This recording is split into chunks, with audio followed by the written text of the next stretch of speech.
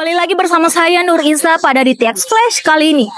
Kali ini kita akan membahas mengenai isu yang sedang viral mengenai dugaan birokrasi kampus yang diduga melindungi pelaku kekerasan seksual yang dilakukan oleh seorang dosen di Universitas Hasanuddin, Makassar.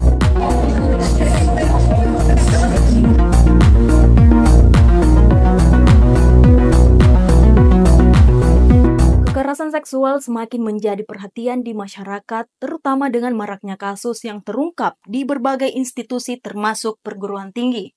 Salah satu kasus yang mencuat adalah dugaan kekerasan seksual di Universitas Hasanuddin, Makassar, yang melibatkan seorang dosen dan mahasiswinya. Kasus ini membuka kembali diskusi tentang apa itu kekerasan seksual, dampaknya, dan pentingnya penanganan yang tegas. Kekerasan seksual mengacu pada segala tindakan yang memanfaatkan seksualitas seseorang tanpa persetujuan mereka. Ini mencangkup pelecehan verbal, fisik, hingga eksploitasi seksual. Menurut Komnas Perempuan, kekerasan seksual memiliki 15 jenis, termasuk perkosaan, pelecehan seksual, pemaksaan kontrasepsi, dan tindakan lain yang merugikan korban. Selain itu, kekerasan seksual tidak hanya berdampak secara fisik, tetapi juga merendahkan martabat korban secara psikologis dan emosional. Pada 25 September lalu, seorang mahasiswi tingkat akhir melaporkan bahwa dirinya telah menjadi korban pelecehan seksual oleh dosen pembimbing skripsinya. Kejadian ini terjadi ketika dosen tersebut tidak mengizinkan korban pulang usai sesi konsultasi.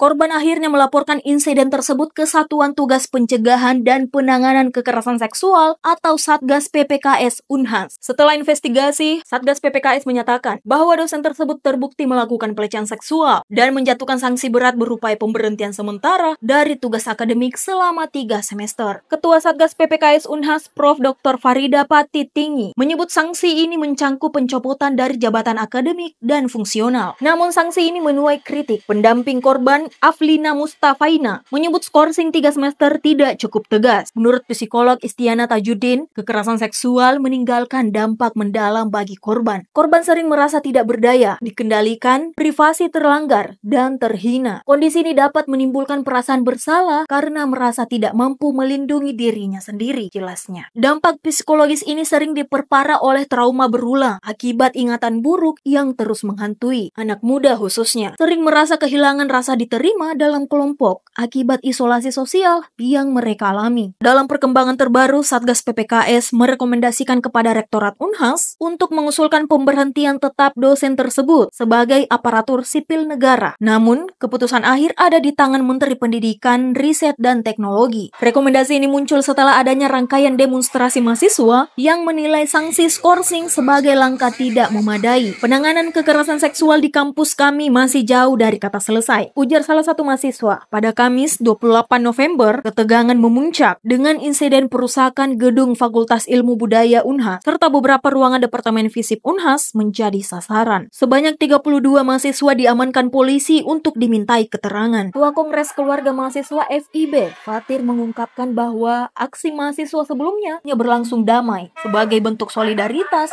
bagi korban. Polisi hingga kini masih menyelidiki apakah insiden pembakaran tersebut berkaitan dengan kasus dugaan kekerasan seksual. Kasus ini juga disorot di media sosial setelah percakapan antara korban dan anggota Satgas PPKS tersebar. Dalam percakapan tersebut, anggota Satgas diduga mengeluarkan pernyataan yang meremehkan trauma korban. Dipecat pun tidak jamin hilang traumamu, tulis anggota tersebut. Prof. Farida mengonfirmasi keaslian percakapan tersebut dan menyebutkan bahwa anggotanya telah meminta maaf. Namun, Komnas Perempuan mengecam pernyataan tersebut sebagai bentuk reviktimisasi. Kasus ini menjadi pengingat akan urgensi penanganan kekerasan seksual yang tegas di perguruan tinggi. Edukasi tentang persetujuan, penguatan regulasi, dan dukungan penuh kepada korban harus menjadi prioritas. Satgas PPKS dan pihak universitas memiliki tanggung jawab besar untuk memastikan bahwa penanganan kasus seperti ini memberikan keadilan bagi korban sekaligus menjadi langkah preventif terhadap kasus serupa di masa depan. Kekerasan seksual adalah pelanggaran serius terhadap hak asasi manusia yang membawa dampak besar bagi korban dan masyarakat. Kasus di Unhas ini menjadi pengingat pentingnya upaya kolektif untuk menciptakan lingkungan belajar yang aman dan bebas dari ancaman kekerasan seksual. Dengan sinergi antara mahasiswa, pendamping korban, dan pihak universitas, diharapkan kasus ini dapat menjadi titik awal perbaikan dalam menangani kekerasan seksual, tidak hanya di Unhas, tetapi juga di seluruh Indonesia. Mari bersama membangun kesadaran dan aksi nyata untuk melawan kekerasan seksual. Ternyata respon emosional mahasiswa terhadap isu seperti ini sangat dipengaruhi oleh rasa keadilan sosial